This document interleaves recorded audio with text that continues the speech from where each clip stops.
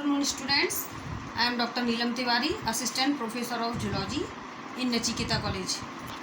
Today I am deliver structure of Golgi complex. तो आज students हम देख रहे हैं 3 dimensional view of Golgi complex. इधर ये गोल्जी एपरेटस का स्ट्रक्चर है। इसमें सबसे पहले हमें दिखाई दे रहे हैं वैक्यूल्स। वैक्यूल्स जो होते हैं राउंड शेप के होते हैं, स्फेरिकल होते हैं और कुछ डिफरेंट शेप्स के भी होते हैं। तो उसमें वैक्यूल्स का जो डायमीटर होता है वो 50 म्यू डायमीटर होता है। फिर इसके बाद वैक्यूल्स के नीचे हमें दिखाई दे रहे हैं इंटरसिस्टर्नल स्पेस। ये इंटरसिस्टर्नल स्पेस जो होते हैं, एक सिस्टर्नी से दूसरी सिस्टर्नी के बीच में जो स्पेस पाया जाता है वो इंटरसिस्टर्नल स्पेस कहलाता है। बीच बीच में यहाँ पर वैक्यूल्स दिखाई देते जा रहे हैं हमें। ये वैक्यूल्स और सिस्टर्नी आप एक दूसरे से अटैच रहते हैं। फिर इसके बाद क्या आता है, ये कहलाते हैं सिस्टर्नी।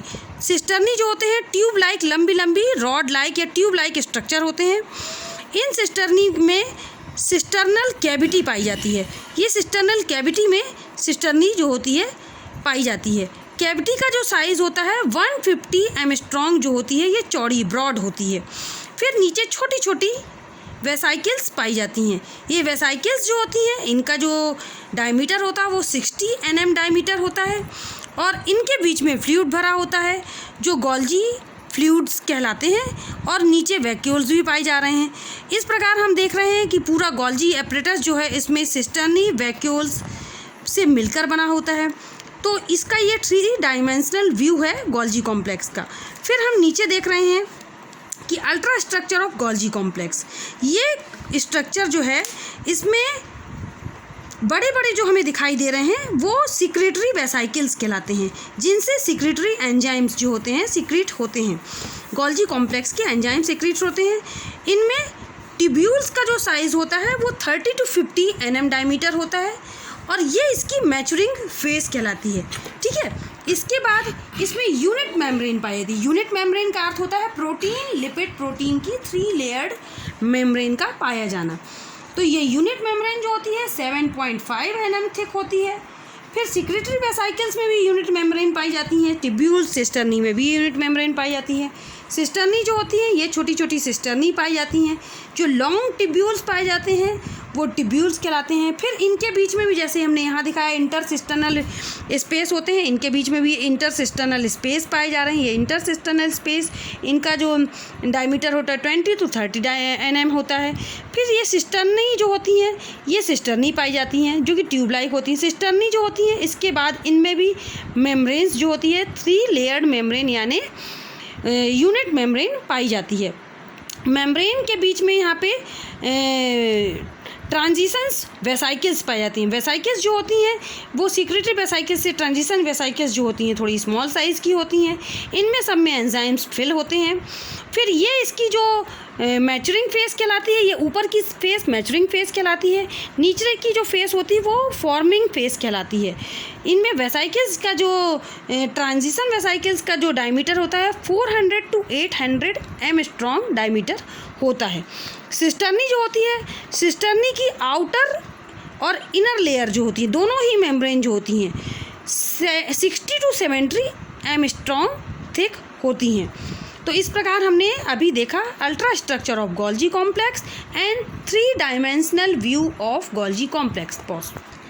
हाँ स्टूडेंट्स, अब हम पढ़ेंगे a model of formation of Golgi apparatus from endoplasmic reticulum. Endoplasmic reticulum के द्वारा गोल्जी एपरेटस का फॉर्मेशन कैसे होता है उसके बारे में हम देखेंगे। ये यहाँ पर गोल्जी एपरेटस जो हैं कैसे फॉर्मेट हो रहे हैं, रफ एंडोप्लाज्मिक रेटिकुलम के द्वारा गोल्जी कॉम्प्लेक्स का निर्माण होता है। रफ एंडोप्लाज्मिक रेटिकुलम के बारे में आप जानते हैं कि जब रफ यानी जिसके सरफेस के ऊपर राइबोसोम्स के कण या ग्रेन्यूल्स चिपके हुए पाए जाते हैं, इसलिए इनकी जो सरफेस होती है वो दरदरी खुरखुरी सी होती है।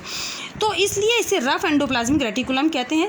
रफ एंडोप्लाज्मिक रेटिकुलम की स्टार्टिंग होती है, फिर ये थोड़ा थोड़ा करके बड़े साइज़ में आता जाता है, इसका साइज़ बड़ा होता जाता है, इसमें वेसाइकिल्स, वैक्यूल्स, सिस्टर्नी का निर्माण होता चला जाता है। फिर ये वेसाइकिल्स और सिस्टर्नी जो होती हैं लॉन्ग साइज़ की जाती हैं, इनमें वेसाइकिल्स और टिब्यूल्स का फॉर्मेशन होता चलता है। फिर ये सिस्टर्नी और वेसाइकिल्स, ये वैक्यूल्स का निर्माण होने लगता, फॉर्मेशन होता है। और गोल्जी एपरेटस की टिब्यूल्स या वेसाइकिल्स जो है बड़ी होकर उनमें रफ एंडोप्लाज्मिक रेटिकुलम जो चिपके दिखाई दे रहे हैं बड़ी होती चलती हैं। फिर इसके बाद सेकेंड इसमें लेयर्ड सिस्टर्नी का फॉर्मेशन होने लगता। पहले यहाँ पे एक सिस्टर्नी देख रहे हैं, फिर इसमें कई लेयर सिस्टर्नी की दिखाई देने लगती हैं। इसकी एक फॉर्मिंग फेस ये कहलाती है, ये मैच्योरिंग फेस कहलाती है। इसमें लेयर्ड सिस्टर्नी का फॉर्मेशन होने लगता है।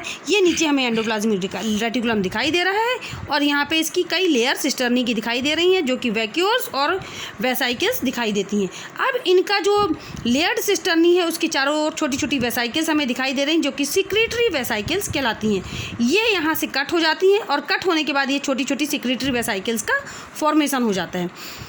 अब इसके बाद हम नेक्स्ट स्टेज देखेंगे। सेक्रेटरी वेसाइकिल्स अलग हो गई, लेयर्ड जो सिस्टर्नी है वो और बनती चली जाती हैं, वेसाइकिल्स और वैक्यूल्स का फॉर्मेशन होता चला जाता है और एंडोप्लाज्मिक रेटिकुलम यहाँ हमें दिखाई दे रहा है जिसके द्वारा गोल्जी कॉम्प्लेक्स का फॉर्मेशन होगा। इसके बाद इसमें डिवीज़न ऑफ सिस्टर्नी का कई उसमें अलग अलग लेयर में डिवीज़न होता चलता है और सेक्रेटरी वेसाइकिल्स भी बनती चलती हैं। और इस प्रकार हम देखते हैं कि एक गोल्जी कॉम्प्लेक्स जो होता है एंडोप्लाज्मिक रेटिकुलम के द्वारा उसका फॉर्मेशन हो जाता है। तो इसमें सबसिक्वेंट डेवलपमेंट स्टेजेस ये हमने देखी इसकी, जो कि formation of stack of cisternae. First इसका जो था कि सिस्टर्नी का फॉर्मेशन हुआ, फिर फॉर्मेशन ऑफ सिक्रेटरी वेसाइकिल्स, फिर सिक्रेटरी वेसाइकिल्स का फॉर्मेशन हो गया एंड फिर एफ और जी जो है इसमें डिवीज़न हो गया, सिस्टर्नी का डिवीज़न हो गया। इस प्रकार हमने एक मॉडल देखा कि एंडोप्लाज्मिक रेटिकुलम के द्वारा गोल्जी कॉम्प्लेक्स का निर्माण कैसे होता है। Thank you.